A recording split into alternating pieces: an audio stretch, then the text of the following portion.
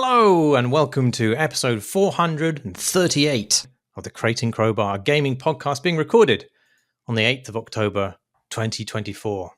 I'm the Spectre of Decay, the summer's baleful executioner, a herald of frozen death made of twigs and leaves, otherwise known as Marsh Davis, and emerging from their burrows to collect the season's final fleeting bounty of nuts and berries are Jamie Britton. Hello. And Tom Senior. Hello. Welcome to autumn, gentlemen. Have you bobbed any apples or roasted any chestnuts or wilted into a puddle of rot and mould? Lots of rot and mould where I live in Frome, which is a lovely little small town that is just being inevitably reclaimed by nature. All the walls are just being infiltrated by roots.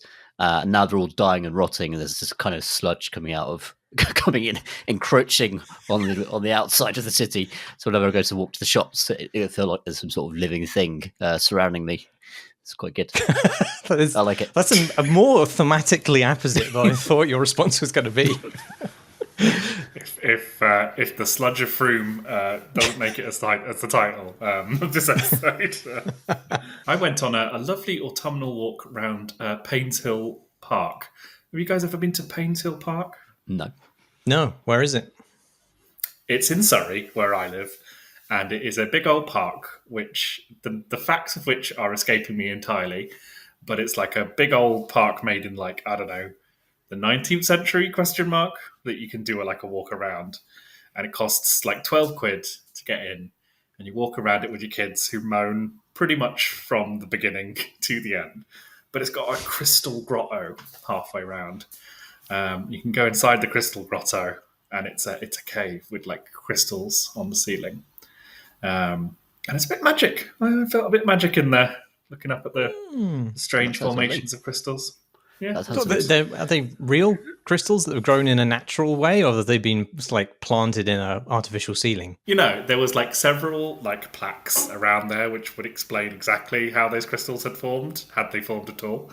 I didn't read any of them. I was chasing children around. This is the thing you get with kids. You have to just end up just understanding things on a really basic level whenever you go to a museum or a attraction or anything, because the kids just move so fast that you can never take in any information. So we went, there's Brooklyn's museum of air and transport and cars and stuff, and you can get on the planes, right? They've got these big planes parked outside that you can go and have a look around. And they're completely insane, right? Because they're this plane was donated by some crazed, Saudi Arabian, minor royal family member to Brooklyn's museum in 1978. And you can go and get in the cockpit. And it's kind of fascinating and insane. But yeah, with kids, you never get to internalize anything. Life just passes you by one boring, family-friendly attraction at a time. But yeah, Paynes Hill Park. Recommended. 8 out of 10 on Rotten Tomatoes. Tom. Hello. Have you been playing a game recently? I have.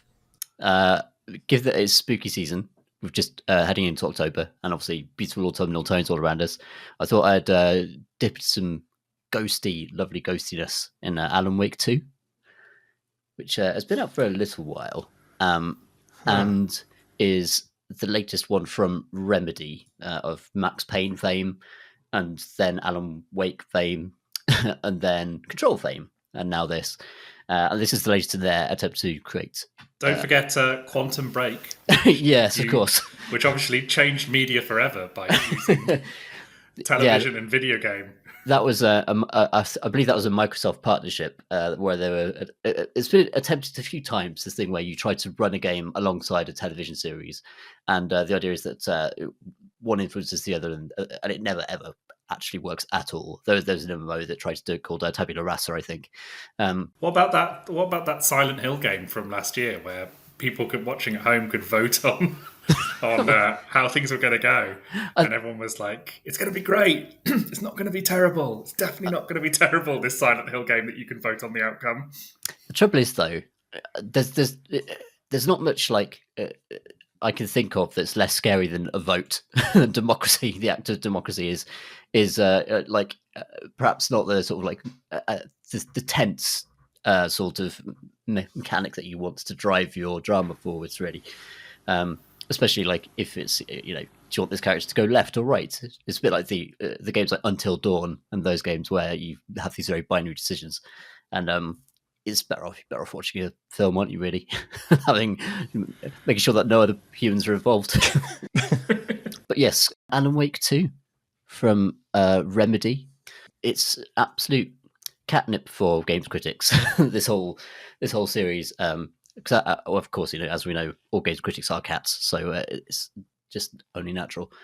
And the reason is it's kind of created this self-referential meta narrative that exists across all of Remedy's games, and they star like Sam Lake is one of, I think, the creative director at Remedy, and he's just in their games and has written most of them, and he's indeed in this one as well, in live action kind of parody cutscenes and television programs that appear in world as you're exploring the universe, in which the writer Alan Wake is trapped and tormented in a nightmarish story of his own making, and his writing is changing reality in extremely, very Garth Marenghi kind of level twist. So Garth Marenghi, I don't know if it's quite a niche reference, but is kind of a parody of Stephen King, basically. Fantastic. Look it up on, there's about to be stuff on YouTube if you've missed out on Garth Marenghi. It's very funny. So yeah, you've got the kind of Stephen King character who's trapped in an evil, dark realm, trying to write his way out and accidentally screwing up reality as he's doing this. And he's, as a character, quite irritating and just kind of very angsty.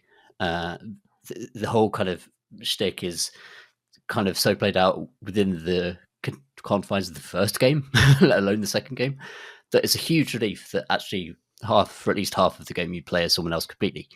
An FBI agent called Saga, who kind of interacts with Wake during moments of overlap where his reality overlaps with conventional reality, and you get lots of monsters appearing, and then you have to shoot them in kind of Resident Evil 4 style sequences, very close over the shoulder, third person, point lights at them to burst their kind of evil dark shields, and then shoot them in the head many, many times to drop them. And it's about sort of about 50% doing that, going around very dark, very atmospheric woods and old towns, and the rest of it is moving at a light jog. Is the kind of pace of that game is sort of very much so, yeah. Just even go for a morning jog. Even in moments of great urgency. In fact, you never quite move faster than the very first person you play as, which is you play as a great big naked man who walks out of the lake, and you sort of stumble around being hunted by monsters. And I felt like really happy to be sort of personally represented by an avatar in the game, and like for probably the first time. It's also just it's like much of the game quite funny, and it goes from FBI procedural to absolute nonsense, kind of the dead walking the earth in about 10 minutes. And it never really kind of stops there. It just keeps on going and getting increasingly ridiculous. But yes, I've been quite enjoying it. And there's a lot to recommend it in terms of some of the technical things that it does. Mixing live action with extremely high fidelity rendered 3D scenes with extraordinary lighting they've got. And some of the most effective moments, they overlay live action scenes with the environment that you're in these overlap moments. So you'll be walking through some woods, and you'll like half of what you're seeing will suddenly like a different reality will phase in around you, and you'll be walking through a subway system or a hall or some place that Alan Wake is in, and vice versa. And those moments are actually really, really well done. And I've tried to sort of stop and move around, and I'm not quite sure how they've done it, because it seems to be rendering a video over the actual 3D environment that you're exploring. But as you're walking through it, it's moving at the same pace and it reacts to you at the same speed as the environment. So you get this really effective mapping of different environments overlaying on one another, like simultaneously. Jamie, you've played it. Is that an accurate description of those moments? Absolutely. I mean, we did talk about this game last year, I think, when it first came out. I was mostly very annoyed by it. But it is a game I think about a lot. I mean, on the really good side of things, I think one of the things that Remedy have done with Alan Wake 2 in particular, but it's also something they've been kind of tickling around with for quite a long time now, is making it okay to mix video and digital versions of the same characters, locations, things like that. It's always felt icky when it's been done before, and it mostly just hasn't been done before. Like, you might get something that's full-blown FMV, your Sam Barlow games, like carrying the torch for that. Or you'll get something that is very, very detailed representations of reality. But mixing the two, I think, is just, it's done brilliantly in Alan Wake 2. And I think there's something that's happened where that kind of uncanny valley has been made less deep by the fact that the digital simulacrums of human faces, for example, are so good now that you can see an image of the dude who plays Alan Wake, who I'm not going to honour by learning that actor's name, but you can see video of that guy and then see him as a digital character, clearly, and those things can feel entirely continuous. And I think that is a real win for them, and something I always I think should see more of in like AAA, AA space. I'd certainly like to, because there's stuff that you can do in live action which is better, right? And if you can move from one to the other, as they do in that game, pretty smoothly, then I think that's just really exciting. They've tried to kind of cross media with their Quantum Break stuff in the past, but actually being less kind of conceptual about it, and sort of being more conceptual about it in how they kind of do it, with all their kind of weird reality bending things. I do think they've done some great work for the industry generally in terms of that kind of blend of stuff. Yeah, I think the facial animations on the 3D models are like spectacularly impressive, especially for even just like spare characters who aren't in the game very much. There's a waitress called Rose in a very Twin Peaks inspired diner who does this very kind of like cheesy Americana, deliberate overacting, and a deliberate spooky cheerfulness as she refers to things in your character's past that has never happened to her, and that kind of thing. And that is like, that's sold by the digital performance as much as it's sold by the voice acting and the actual kind of real life performance that goes into that.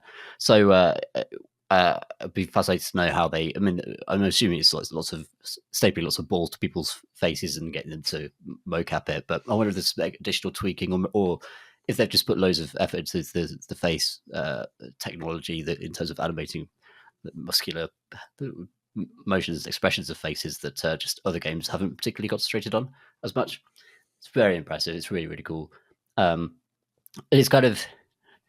It's a lot of kind of heavy lifting for something that's otherwise quite silly, I would say. So if you're going into it expecting like a really authentic or particularly scary thing, it's not like genre defying. It's so obsessed with the genre and that it becomes a kind of self parody, and even while it's trying to be a parody, it's sort of like it becomes too silly. But at the same time, there are like it is creepy because like the lighting's incredible. The sound design is really, really strong, particularly for like the enemies have these kind of garbled half thoughts. They're kind of muttering all the time about leaving pipes uncleaned and just random sort of stuff, like the idle thoughts that occurred to them before they were taken by this evil darkness and have become sort of shadowy facsimiles of their former selves. Before you headshot them, obviously, in a sort of like very, again, as the plot borrows so much from like horror fiction and is kind of a cheesy rendition of it, like the actual, like mechanically what you're doing is also a kind of a mashup of other games that have done it better. So it kind of really squashes the amount of ammunition that you have all the time, to the extent that it becomes just a bit too frustrating and annoying, because actually you want to get through the fights pretty quickly to get to the next thing. Enemies are a bit too bullet spongy. and the bosses are a little bit irritating. All those normal things, really. But what is good is that it doesn't unless you go into the optional areas and do a lot of extra side quests and side tasks. You don't have to the combat isn't too much of it really. It is 40% of the game, 50% tops, I would say, and the rest of it is kind of just chatting to people, having spooky moments. There's lots of kind of flashes in your face if you don't like that sort of thing. So very sudden cuts with angry faces, teeth, and do my best to simulate that there. The game does it relentlessly. The game does it all the time, and if Jamie's outburst there scared you, then this game will mess you up. So that's kind of it's actually a good demonstration. Cheapest conceivable jump scare. Yes, of just creepypastaing a face in your face every now and again to keep you on your toes. I kind of got addicted to it by the end. I was sort of enjoying it. Yeah, I've got to the stage where I'm enjoying it because I'm imagining them make the actors pull those faces, because they're actually real images of the real actors, just doing stupid evil grins and stuff. And I've just gone through a sequence where the sort of main antagonist is just a really creepy old lady, and it looks like she had loads of fun just being evil for that role, which is quite. I'm not sure that was what they were going for, but I did enjoy the creepy old lady. She was fun. She's really good. That whole section is quite fun because it just randomly mixes in mythology as well as just as horror movie stuff. So there's some kind of Norse mythology in there, just because I think Remedy is kind of Scandinavian developer, and Sam Lake, who's I think the main writer, creative director, is Finnish and likes it. It very much just seems to be a game where the stuff these people like have just gone in it without particularly worrying about whether it all hangs together. Yeah, which is bold, given that they're trying to create an extended universe. Don't they? What do you think, Jamie?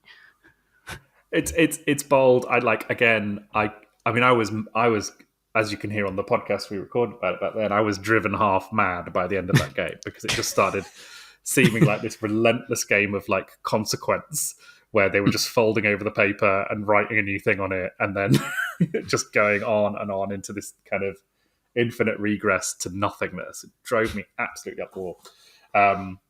And that's kind of, that's a whole other podcast, as it was. But there's so much to love about Remedy. And the fact that they have these obsessions, I guess it's mostly Sam Lake, but these obsessions with Finland and Finnish mythology, which is great. We don't get that anywhere else. Soft rock, loads of music, loads of music, but specifically soft rock from, I guess, his mate who has a band,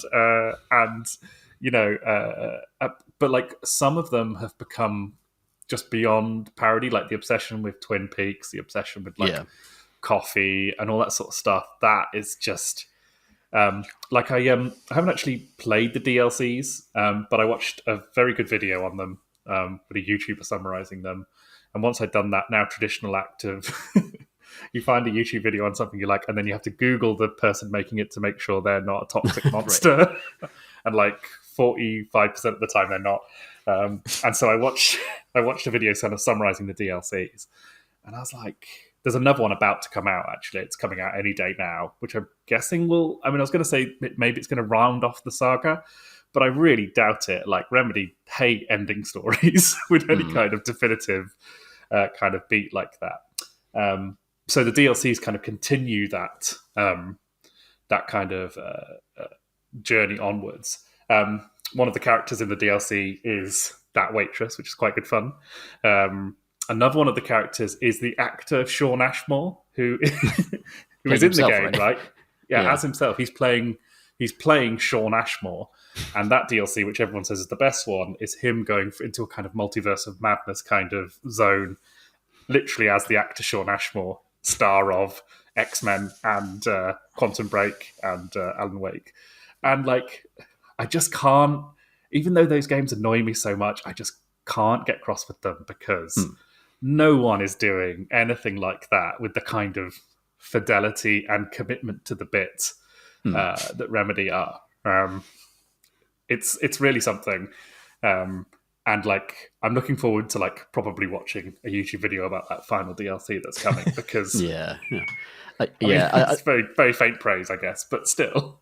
What I'm hoping for now is not really an ending, as you say, because it's just, it's kind of, well, if reality is just malleable, anyone could change anything, then nothing really exists or matters. It's kind of, it runs into that problem quite quickly, and it's just, well, there are people who are worried about their family members and who are in sort of jeopardy because the story's been rewritten, but it's kind of, it doesn't land because, like, never does this kid even exist? Does this, that was the damning thing. I was having a shower earlier. I don't need to describe that any more than I just did, but I was having a shower and I was thinking about this podcast, as I often do in the shower, and I was like, what else is there to say about Alan Wake from my perspective after I was so horrible about it before? And the thing I can't get past is the fact that despite all the effort that's gone into it and all the wonderful things that it does, it's very hard to work out how any of the stuff that's happening in it matters. Like, nothing it has to say has any purchase in any real emotions. I think it feels all very much like sort of psychedelic and bonkers, and it does a really great job of wowing you on that level, but it just doesn't have much humanity to it ultimately, in a way that, like, Control I thought really did. Like, I loved Control, and that has a lot of humanity to it, I think. I'm reading at the moment a book, I think, Marsh, you might have mentioned, I'm reading Children of Time by Adrian Tchaikovsky. Oh, yeah. Which is, like, really, really good and is primarily concerned with spiders. And it just reminded me of how, like, crazy bonkers, like, wouldn't it be funny, ideas that you can kind of come up with stoned can be deeply human and deeply emotional and grounded, despite the fact that they're taking place in these kind of spectacular realms. And I think that's one thing that Alan Wake's lacking a bit of. Yeah, I think that's really right, especially because because, like, Control. My biggest hope for Alan Wake 2 is that it sets up Control 2 basically and gets back to the Control part of the universe a bit faster, because there are agents from the Federal Bureau of Control explicitly in Alan Wake 2. I think one of the DLCs has a character from Control that you play as. So the Federal Bureau of Control is this Federal Bureau which documents these strange occurrences, supernatural occurrences, paranormal activity across the world. And Alan Wake's one of those. And there's a file on him in Control, just as that you sort of find in a random side room. He's just one of millions of these objects and strange events that they're documenting. The great thing about Control is that it's all gone wrong inside their main office. And you meet all the poor employees who have to deal with the absolute nonsense, the fallout, the sort of, like, bureaucratic and horrifying fallout of these objects being mishandled. So there's a guy who you find in a random room, and he's freaking out because he has to sit there. He's on shift. He has to stare at this fridge. And he's like, he's been there for hours since the disaster happened, and no one's come to relieve him or take him off duty. So he's trying not to blink watching this fridge. And you read, like, some stuff around the room. It's like something really bad happens if you look away from the fridge and no one else is looking at the fridge, and it doesn't end so well for him. That's just like, you're constantly meeting these people who are in these desperate, oddly human. It's a bit like a Saw film, but more human than that, because they're just ordinary employees desperately trying to sort of muddle through this terrible emergency. And that sense of humor, dark sense of humor, is well directed to Control, whereas the humor in Alan Wake 2 is, like, so self-referential, with the kind of the fake chat shows and things like that, and it's TV shows, that it's sending up the form of chat shows, it's sending up the form of horror rather than actually putting humans in it and representing what they would actually do. So yes, I think, like, I'm not expecting it to get any better at that, but I'd say that this and the other example is actually Hellblade: Senua's Sacrifice also did a really good job of incorporating like real life FMV with 3D environments, and that was just actually on a relatively low budget did an amazing pioneering job, I think, in that space as well. And it's something that if I'd like to see more from the industry is trying to do that. Especially, I've been playing lots of the God of War Ragnarok recently, and that has, like, meticulously beautifully modelled faces and stuff like that. But there's not much. It can't be better than seeing a human performance, even if it's not a great one sometimes. I think Alan Wake 2 does prove that to an extent. It's funny you should mention Hellblade, because a game I played just before this podcast went on its definitely planned hiatus was Senua's Saga, which is like, I don't want to sit here and like slag off a game again, because like I've done enough of that today, but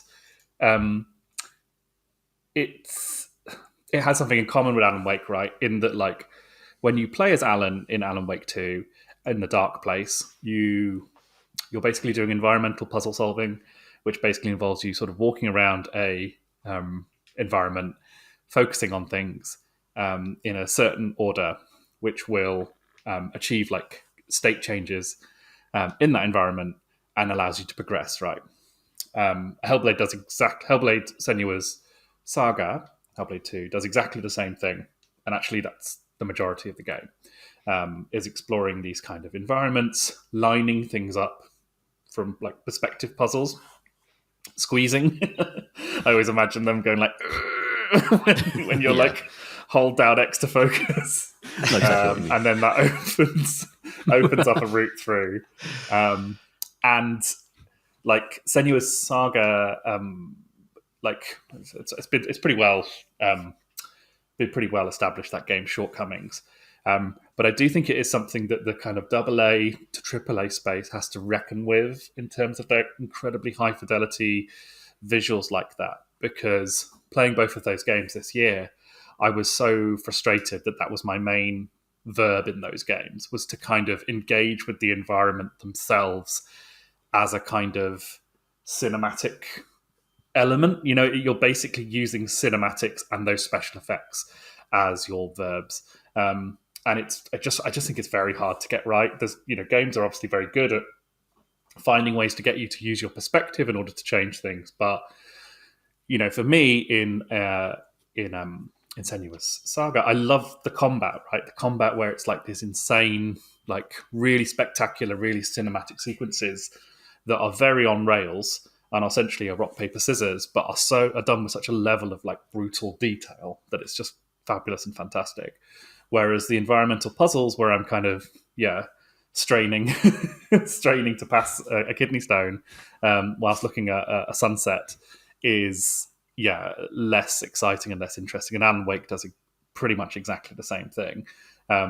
So I'm hoping that like video games can find a way to move past that particular mode of kind of transport, because it just feels a little bit.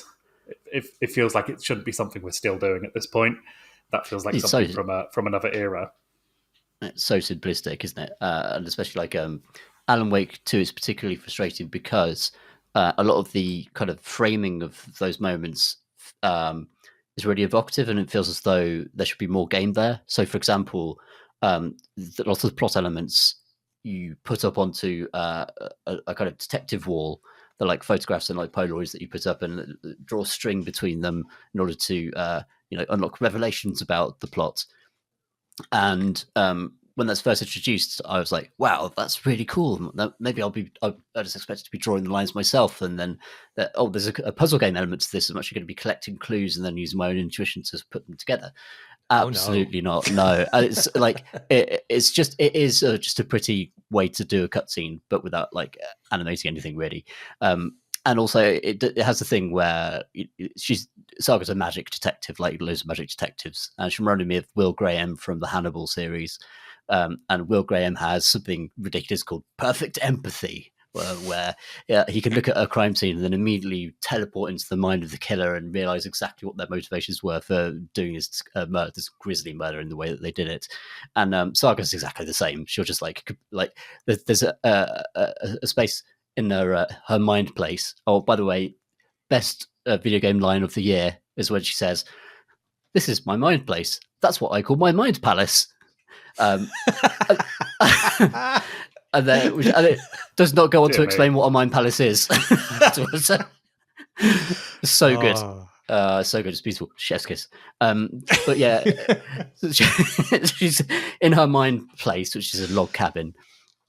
She's got the wall where you go through the motions of basically lining up plot elements that you've already seen. And that you've already figured out, probably because you guessed a lot of the twists. But she could sometimes go to her magic desk where she can talk to people who aren't there, but just magically, without actually like deducing anything from anything that's happened. And it's kind of like, it's so ridiculous that it's just it's beautifully presented in a way, but in a way that suggests there should be so much more there to play with. And there actually isn't any game there. It is just literally you might as well be reading a series of journal entries, honestly, to get some plot for a bit. It's an exposition device more than anything. I found that so frustrating. That's the point at which I jumped off playing the game, because I expected there, even if there wasn't anything kind of like mechanical there to do, I expected to be able to make deductions because you're a detective. But in fact, all of the deductions, you're just fed things to put on a board, and then Saga goes and talks to a ghost, and then the next bit of plot is derived from that somehow. And it just felt like I was being completely excluded from the entire process and the fantasy of being a detective. I found that so annoying. I quit. Yeah. Also, it's one of the silliest things about it is that you have all these Polaroids you're putting up, but some of them are just locked off.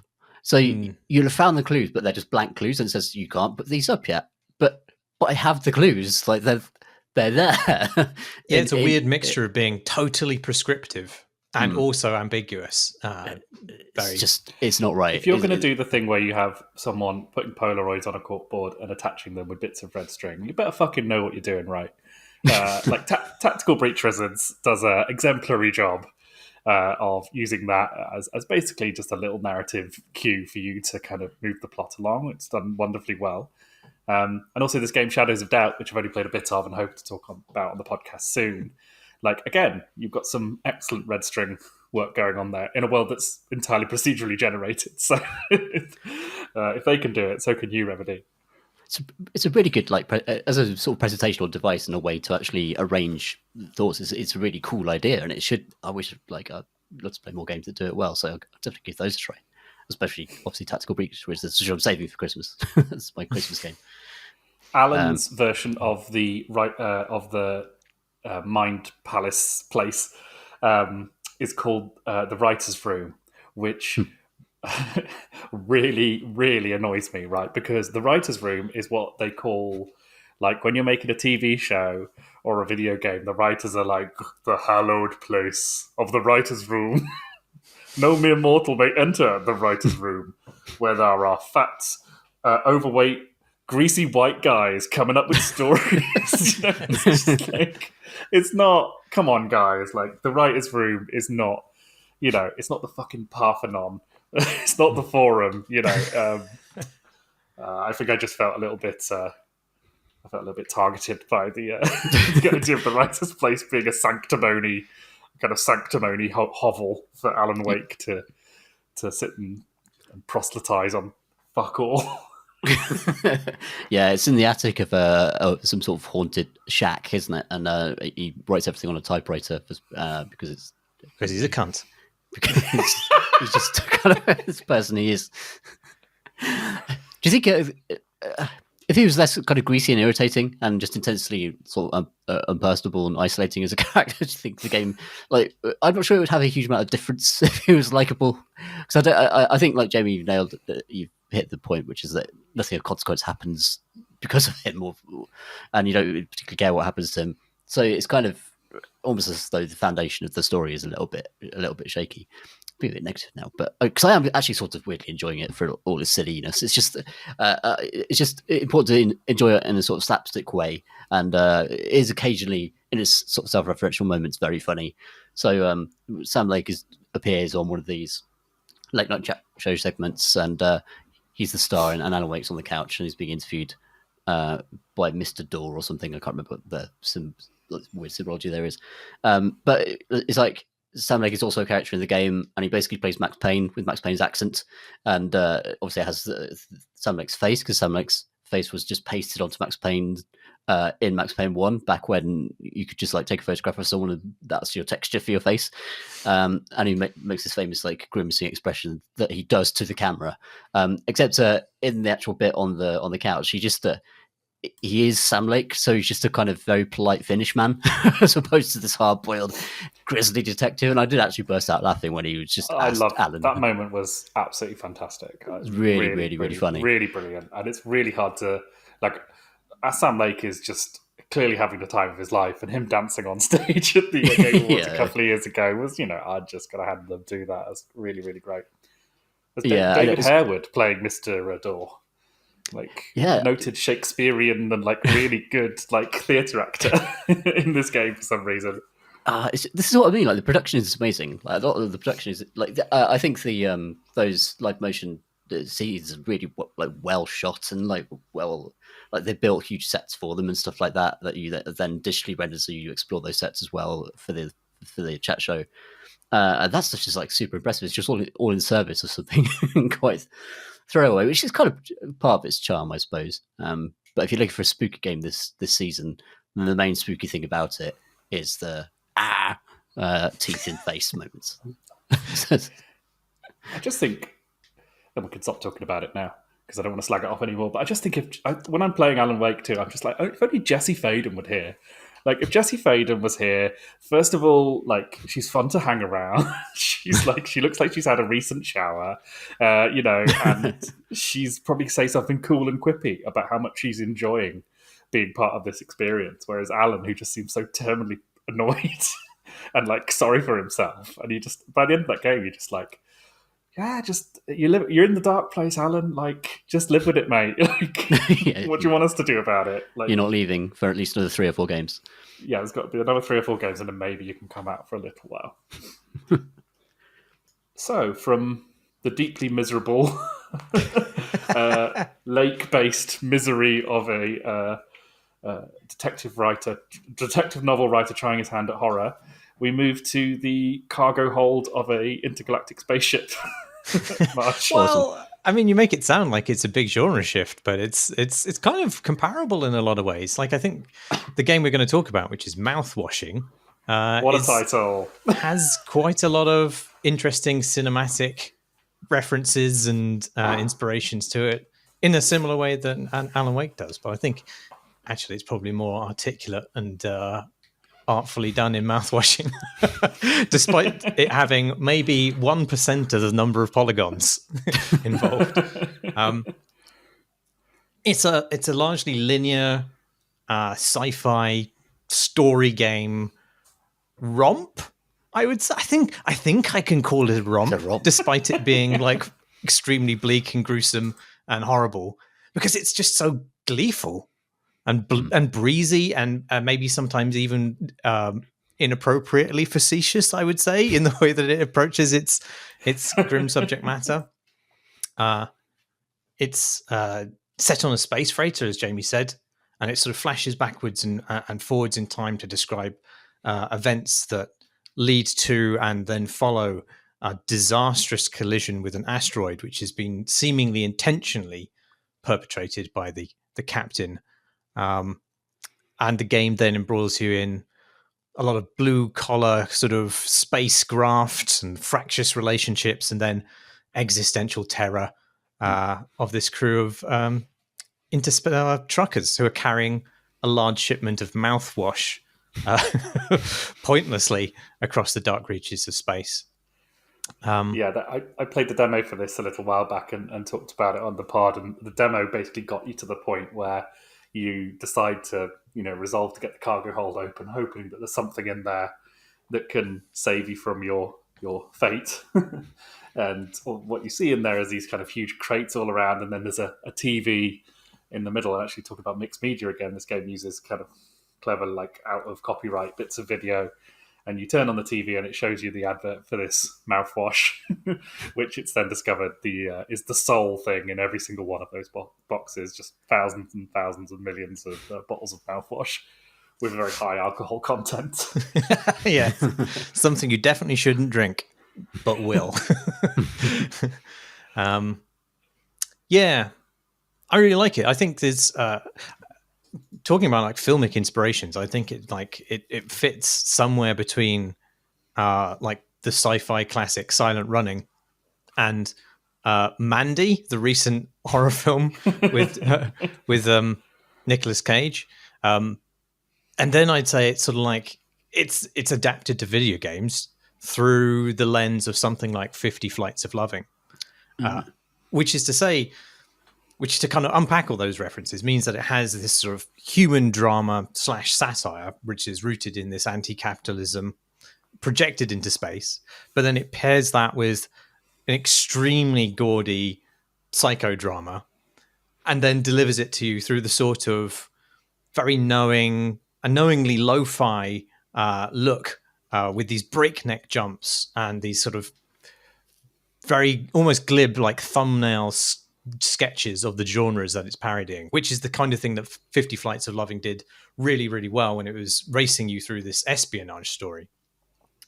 And I suppose you could compare like some of it to the first part of Alien as well, where everybody's just having a shitty time on a space ship and bitching about the quality of the food, and it goes pretty heavily into that sort of kitchen sink in space critique of the mundanity and grueling pointlessness of capitalism. But it's ultimately much more interested in the increasingly demented interiority of its characters rather than some sort of external monster. It's not very subtle, I wouldn't say. Not so much in its like central like thrust, which we can get to, but like there's some things in there that I've like. There's some of the details in there are really great. So, for example, once your first task is to get the cargo hold open, and the way you get the cargo hold open is the use of the code scanner, which is something only the captain has. So you have to go to the cockpit and get it. And like you've got this like terminal thing, which you have to type in the code or whatever, which you can't use. And all of because you don't know the code, all the code scanner does is it's a UV light that you can shine next to the keypad, and that just tells you what the code is in UV, and then you type it in. And that seems to be more or less like the captain's entire like kind of responsibility, as he's got this code scanner he can use. And I really enjoyed like the fact that it's this completely stupid thing that is basically the basis for every single quote unquote puzzle in the game. Is looking at a code on a wall and then putting it into a panel that's right next to it. Yeah, it sort of just throws away that stuff. It kind of knows how daft it is, but it sort of makes a virtue of that. And I think it makes a virtue of it's sort of bold and punky, something punky about it. The way it slaps text across the screen whenever like keywords or themes are invoked. I mean, again, not subtle, but it's stylish. And it's so I love the way like it tears you away from a scene the second that scene is no longer needed, and it throws you into this new environment by sort of like having this smearing video artifact transition, like you saw in like early corrupted video files, which feels really, really cool. But for me, it really powerfully taps a sort of a feeling of alarming distortion and discomfort at the very medium itself, because it's usually signals something has gone wrong with the medium when you see those artifacts. And there's something quite kind of clever about using that as a form of kind of transition between moments in time, or moments in like somebody's fragmenting psychological space. Yeah, it's quite good, isn't it? Because it'll do a thing where a character will say something and you won't realise the significance of what that character said until you try and move or do anything, and the screen does that horrible, smeary, like interlacing artifact thing, and you're like, oh, okay, like something happened there. Something happened there because everything's gone weird now. And that's like becomes quite addictive in a funny way. You're like, ooh, look, I can do my weird, smeary artifacting. Fun. Yeah, well, it's just a great way of punctuating the scenes, I think. But I also like it. I mean, talking of its sort of lo-fi aesthetics, I really like the fact that it is rendered in these chunky polygons. I think there's something rather than it being like, oh, that was the limits of their capability as indie developers, which it might be as well.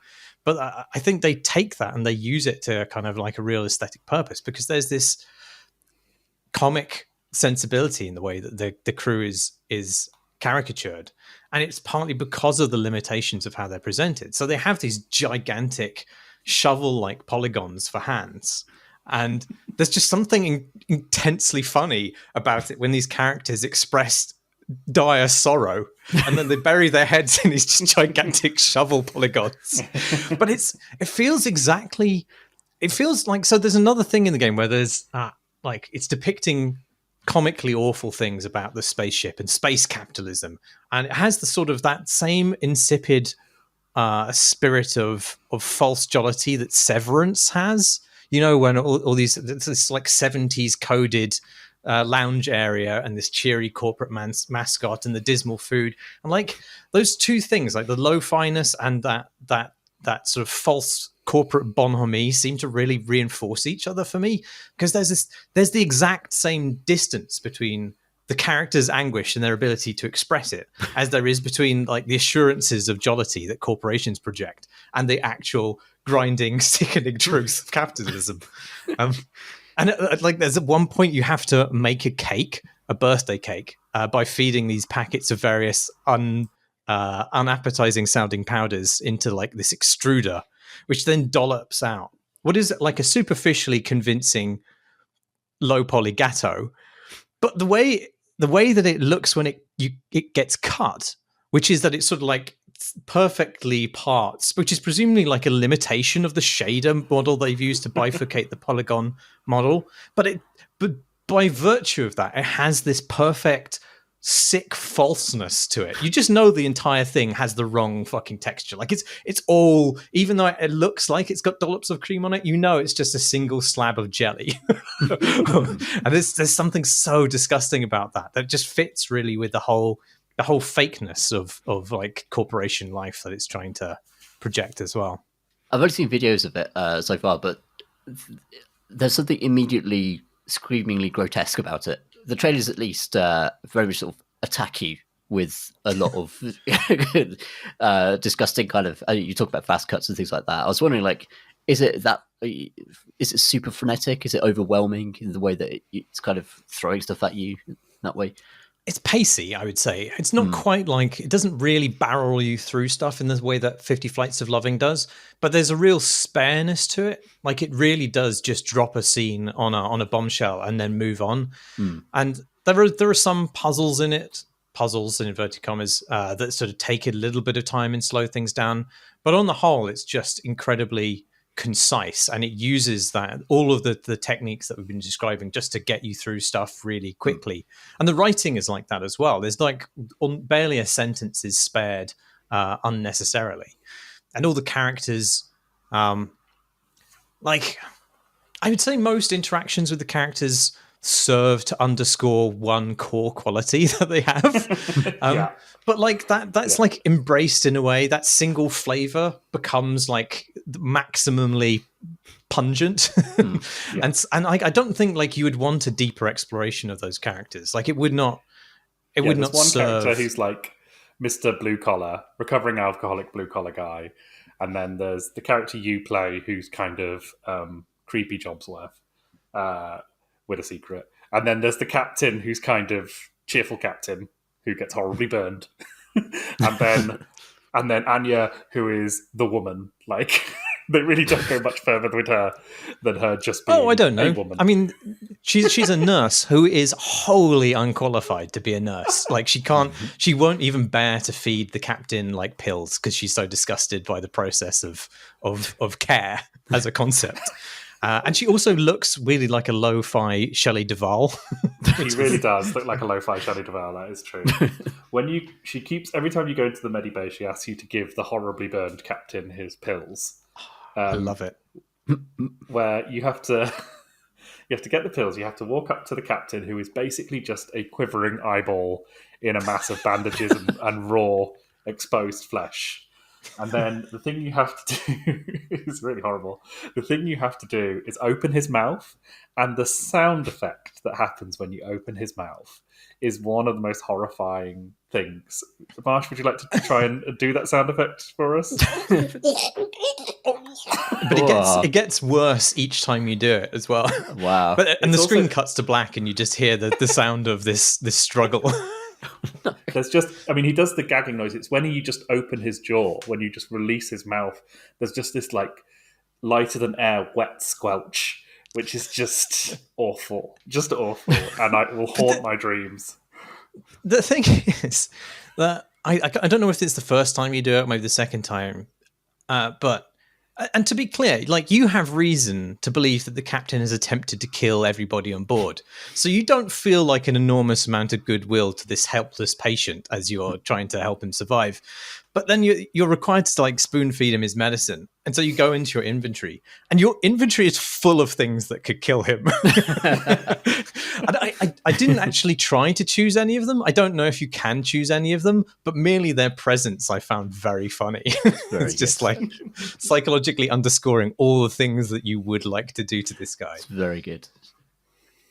The last, it does that fun thing as well of like taking all of these images, which it's kind of portrayed to you as these kind of flatly horrifying things that it doesn't necessarily draw attention to, and then like really like use them to kind of build out the kind of psychedelic freak out that kind of takes up the last third of the game. So there's a really good rapidly shrinking corridor made of eyeballs, which I was very fond of. There's a disgusting womb with where you have to extract a kind of really quite unbelievably frightening centipede monster fetus from it. I wasn't a fan of that thing. Horse? I think it's a horse. Was that the horse? Yeah. Well, uncertain as to why it is what it is as well. I have to say, I thought that stuff was the greatest disconnect for me in the game. Like, I felt like there was just something about its delve into total psychedelic horror. It felt a little too silly for me. I don't know why I found this. Maybe it's just because I've been exposed to similar kind of conceits in games like Layers of Fear, where inner turmoil is then expressed through corridors that don't end. And I just think that's a kind of trite depiction of madness that just feels kind of daft. Like, horrible things happen to the characters in the crew, and like, I understand madness as a concept, but I just don't think that hallucinating an endless corridor is like a fair trauma response. and I think I would buy it if those hallucinations were rooted in something external, like the characters were being manipulated, or these were hallucinations that were being projected into them in some way, but they aren't. And I would buy it if they were just more disorienting or confusing, or just there's like a vibe of disquiet to them. But I don't know, just impossible corridors and jump scares for as a metaphor for going insane just feels I feel like I'm past it now. And some of the kind of the extreme expressions of that are just mechanically bunk as well. Like, there's a couple of terrible stealth sequences that I don't know, just confoundingly sludgy and weird.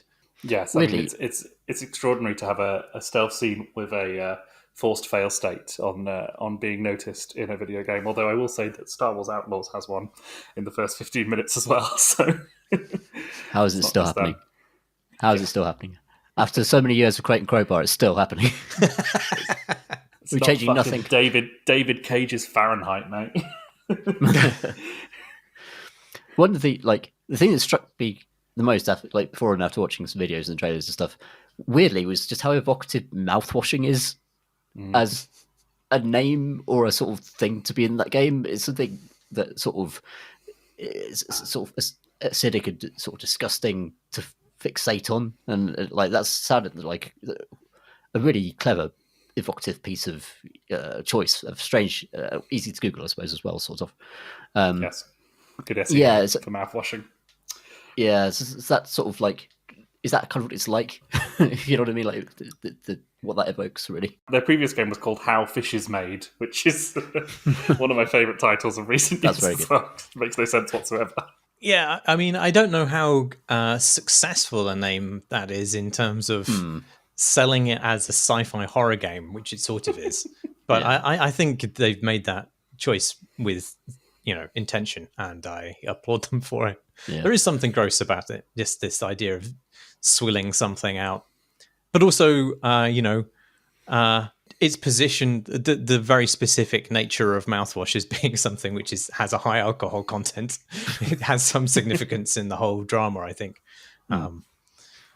But yeah, it's I'm just getting I've fair amount of experience with mental illness, like personally and with people I know, and I don't think most people's experience of it is to be caught in a kind of metaphorical fugue state of your own making, being trapped in an eternal corridor, PT style. And it's got to a point now where it is so common in horror games, and particularly indie horror games, that it's surprising when you don't see it.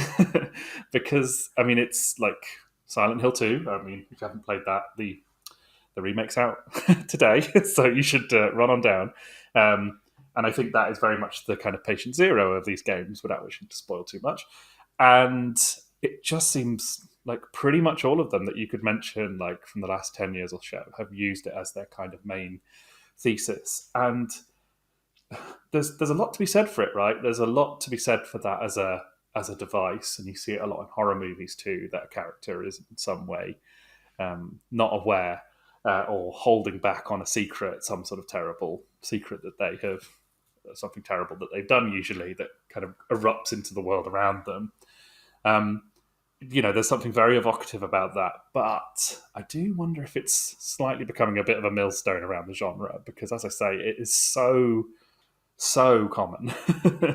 and actually there are other things that are scary. There are the things that are scarier even than denying that you've done a bad thing, and that thing being represented in the world and the monsters around you. So I'm hoping that, we'll start to see, maybe we've reached kind of peak fugue right now, and we can move into a post-fugue world with in the horror world.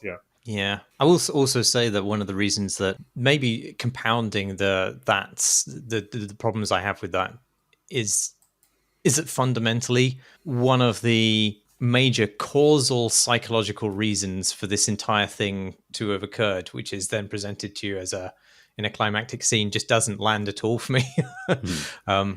That was a disappointment. Because I felt so much of the rest of the game was so tightly written, and then this sort of single scene, which is meant to kind of unpack things, just whiffs it a bit, unfortunately. Yeah, and it ends up suffering from a kind of lack of motivation. Ultimately, you don't quite understand why people have done certain things, and that can be a real killer in a game like this. Because actually, I think it does a good job generally with its characters of you sort of, even though they do look like these monstrous PlayStation 1 era GoldenEye NPCs or whatever, you still believe in them, which it kind of is a kind of it kind of needs to hang itself, really, because when they stop being believable, that kind of all falls apart. It's weird. I mean, they didn't really need the a centipede horse stuff. Like the most horrible things in it are the parts where you are having interactions with the other crew members, like, feeding the horribly burnt captain his pills, and talking through the various different traumas that have plagued the other characters is horrifying and powerful enough on its own, I think. Yeah, and it's like super stoked to see what this team, I don't know how many people have made it, but really excited to see what they do next, because I think they've got like a lot of talent and like a really horrible imagination. And definitely one to watch, I think. Should we do some questions from questions? Absolutely. Yeah, let's do some questions from questions. We've now got a forum up in the Discord, which our mods have very nicely put together for us, where you can submit questions. So I'd suggest that's a great place to do it. These questions here are all drawn from there. So first question from Mr. Wendell via the Discord forum. When I play with toy trains with my son, we're pretending they're real. When you're playing with toy train video games, Jamie, are you pretending they're real toy trains, or are you double pretending? I love that you mentioned me by name there. It kind of feels like I'm being asked a question by Hal from 2001: The Space Odyssey. In the finals, you're playing a video game about playing a video game. What are your thoughts about Inception levels of pretend? I think it depends on the fantasy. I remember reviewing EA's attempt to do a football manager game where they meticulously rendered an office desk for you to sit at, complete with like pictures of, I think, a family that didn't exist, and very sort of like contracts and executive pens and things like that.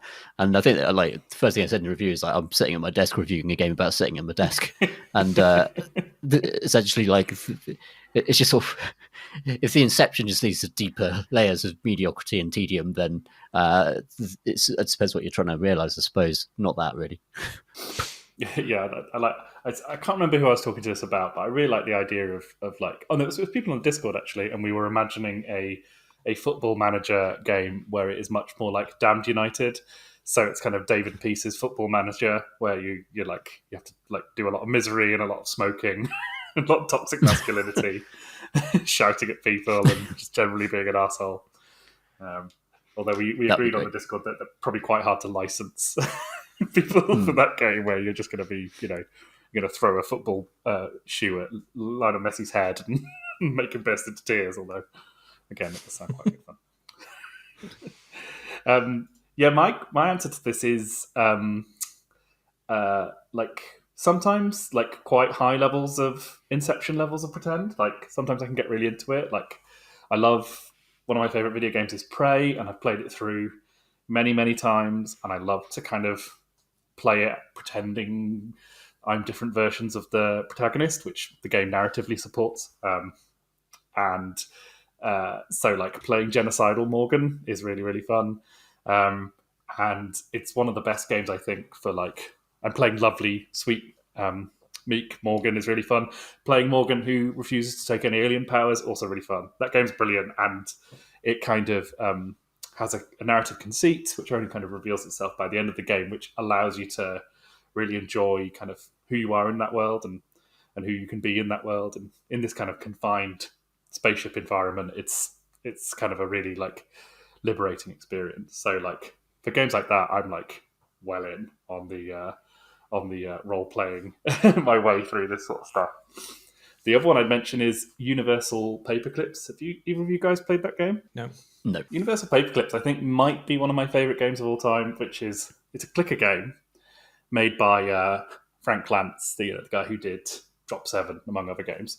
But Universal Paperclips, you can get it on the App Store on the phone, and you play as a... Oh, wait, I have played this. Yes, there you go. You play as an AI tasked with turning...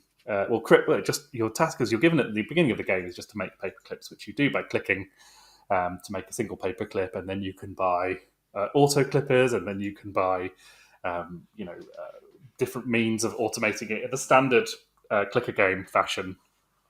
But it's obviously influenced by the kind of thought experiment of what would happen if you tasked an AI with creating paperclips.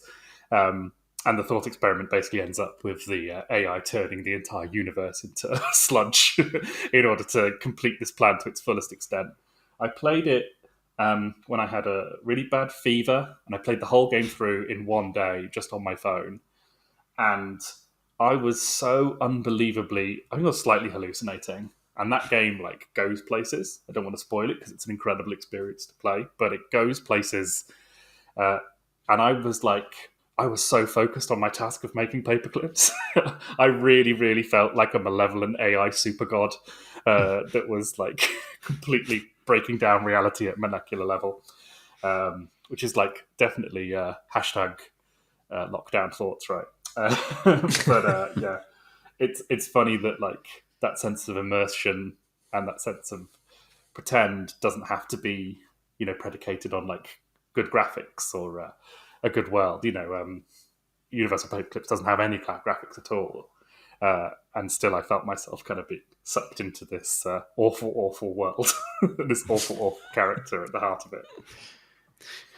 I do get this with particularly with games where you sit in a cockpit and you're kind of pressing and prodding things. So like flight sims, for example, space games where you play cockpit of a ship and you're kind of like poking and prodding stuff, a bit like Outer Wilds. Well, I'm actually sat there in the cockpit virtually, and I'm sort of beep booping at buttons at my desk. There is that kind of just tactile kind of similarity to what you're doing on screen that I do find very pleasing, to the extent that I wish I could play with some of the sort of like those amazing mech peripherals that used to exist.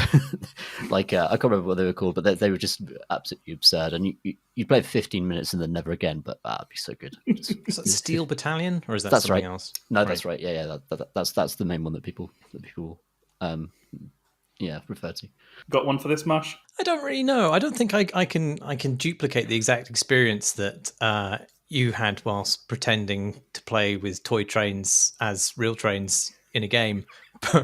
But I don't know. I feel like play as a sort of state is quite porous, and you're able to kind of code switch through multiple levels of it without really thinking. Like kids do this all the time when they're doing make believe, and then you'll ask them a question, and then they'll suddenly kind of be able to answer the question as though they're perceiving the make believe from third person. Like, no, my character wouldn't do that kind of thing. And we do that in role playing as well, where you are constantly mediating what your character would want to do through what you want the narrative to achieve. And you're often in dialogue at multiple kind of levels with the GM, with other players, kind of just, moving back and across the fourth wall with impunity, basically. And I think that happens in video games all the time as well. Like, it's very rare that I'm so like I take the fictional worlds of video games as seriously as they deserve, and I can still engage very deeply, I think, with their fictions. But at the same time, that wouldn't necessarily stop me from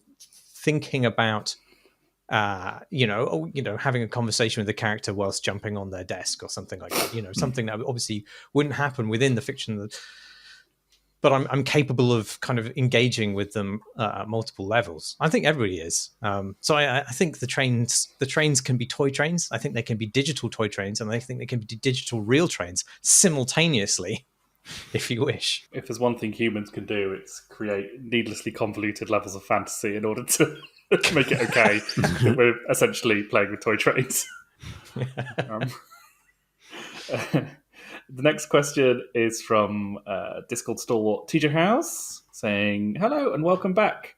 The first time I played Portal 1, I was confused to hear the song at the end.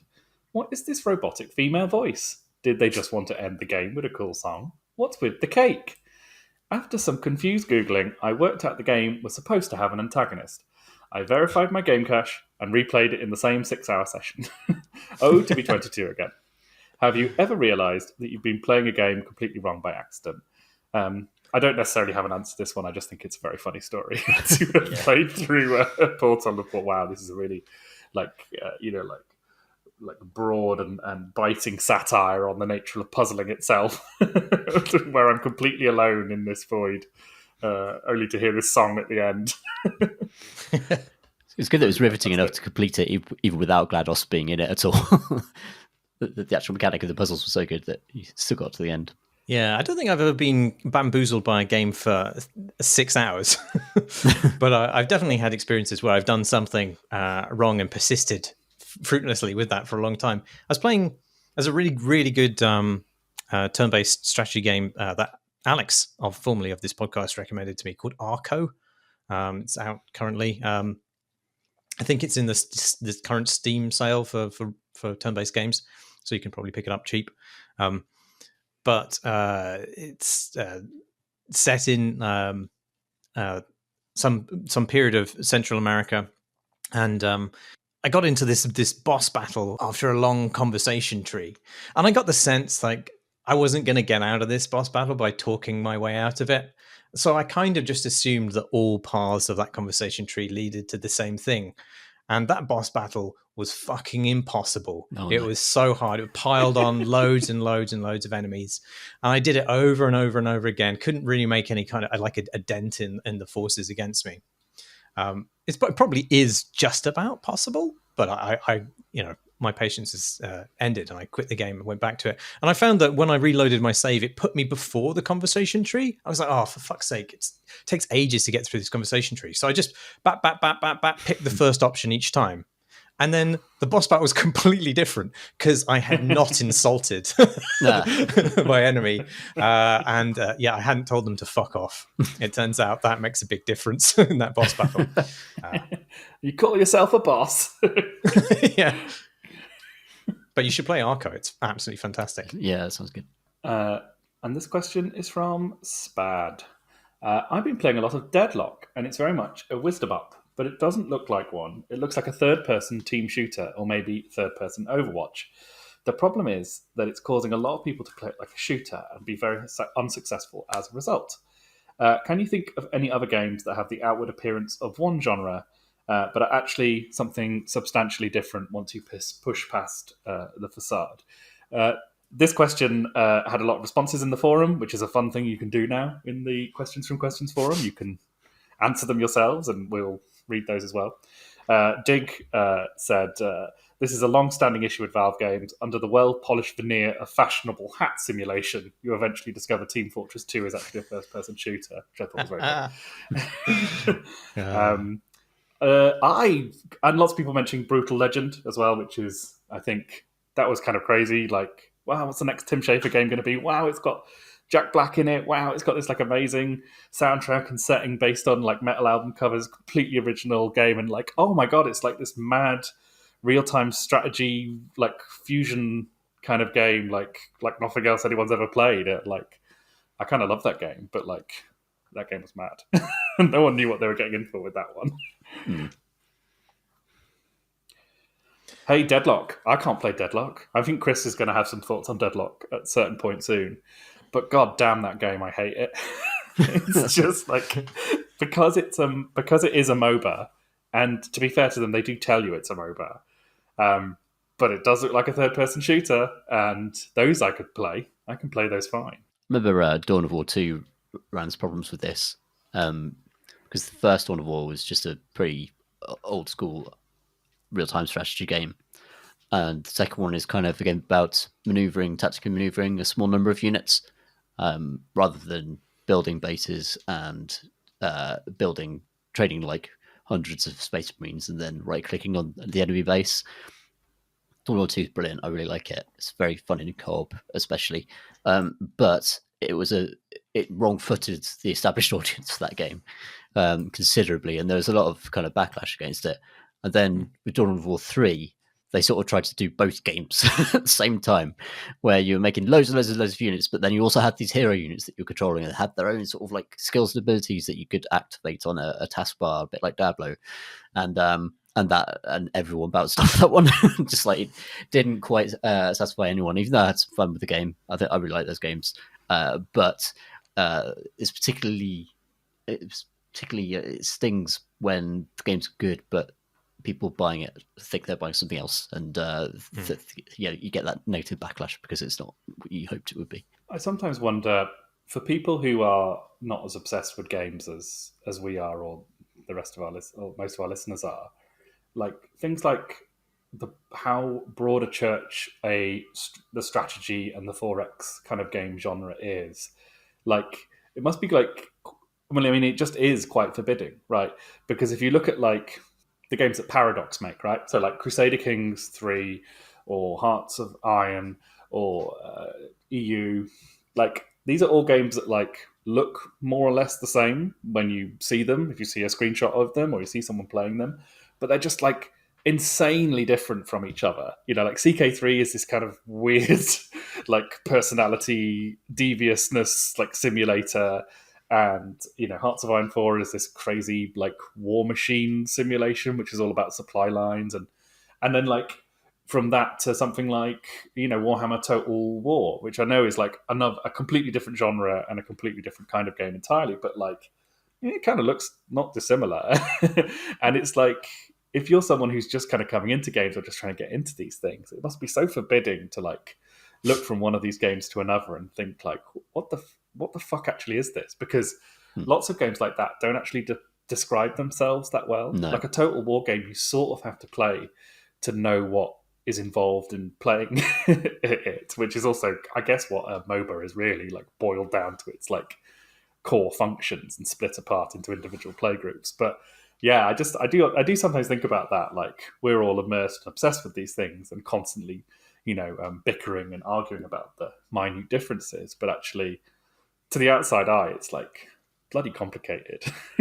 I think though, for a lot of people like coming in from the outside and kind of just having a more sort of casual relationship with video games, they're not necessarily interested in genre, or they don't particularly care about what category a game is in, as we might classify it, but they're more interested in the fantasy it's trying to represent and want to chase that. So like so many people just play The Sims, for example, and that's they you might not consider themselves to be big gamers, but they love The Sims. And they'll just play that and they'll buy all the expansions, and that's their gaming kind of their gaming life.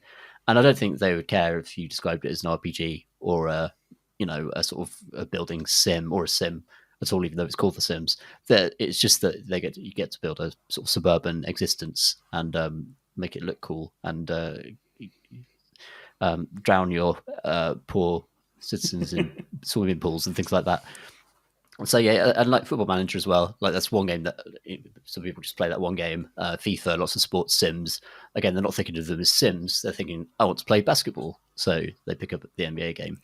Yeah, and I guess because they have that kind of ability to, if they just are the thing that they say they are, like the Paradox have just cancelled their like Sims, right, because they, the Sims is so expansive, and the Sims themselves have said like, we're not going to do a sequel to this one. We're just going to keep making the Sims 4 bigger, which I gather has pissed off everyone who likes the Sims 4 because that game is old.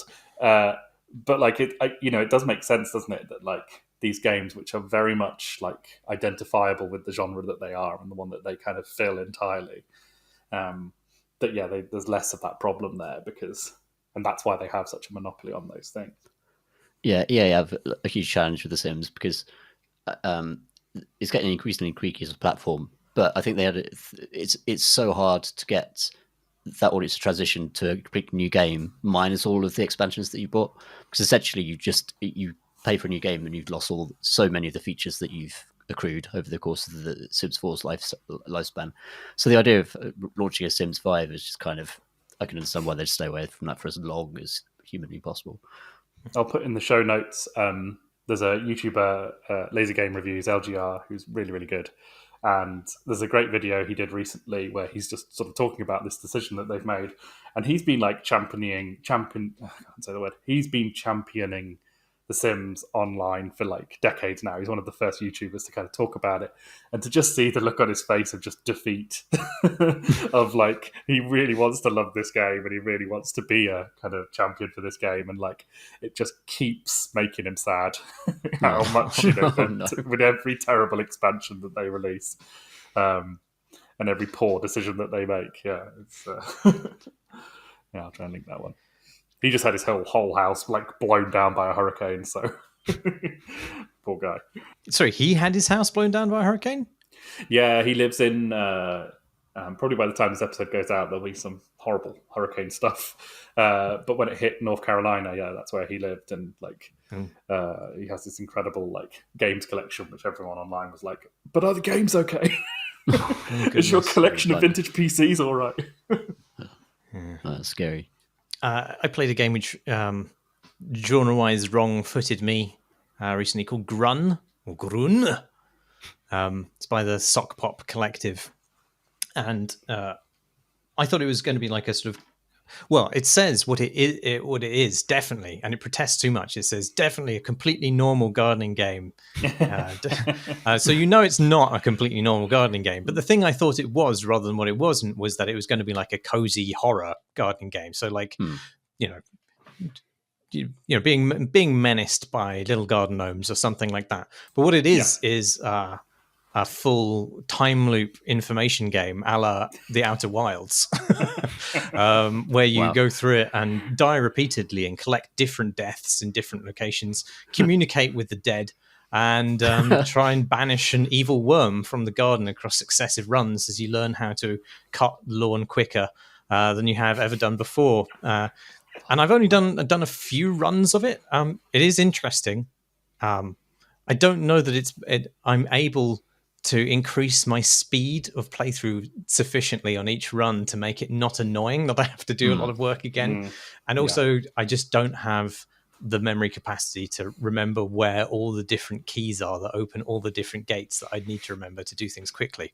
But in theory, it's a really interesting game, and I expected it to be just some mulch to pad my evening whilst I await some thermal compound so I can upgrade my PC. But it turned out to be much more interesting than I thought it was going to be.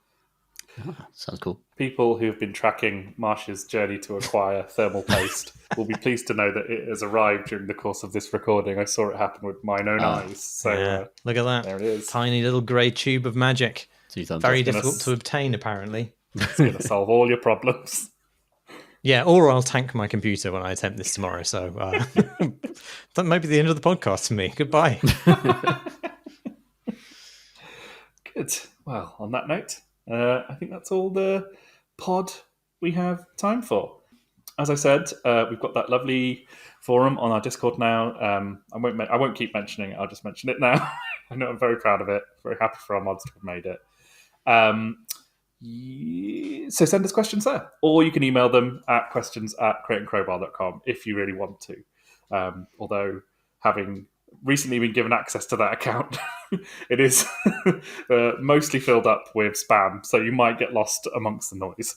You can hang out with us on our Discord, link for which is on our website, crateandcrowbar.com. We'll also put these up on YouTube, so you can watch them there, youtube.com/crateandcrowbar, and patreon.com/crateandcrowbar if you want to support the dark activities that we do. That's all from us. Thanks for listening, everybody. Bye. Goodbye.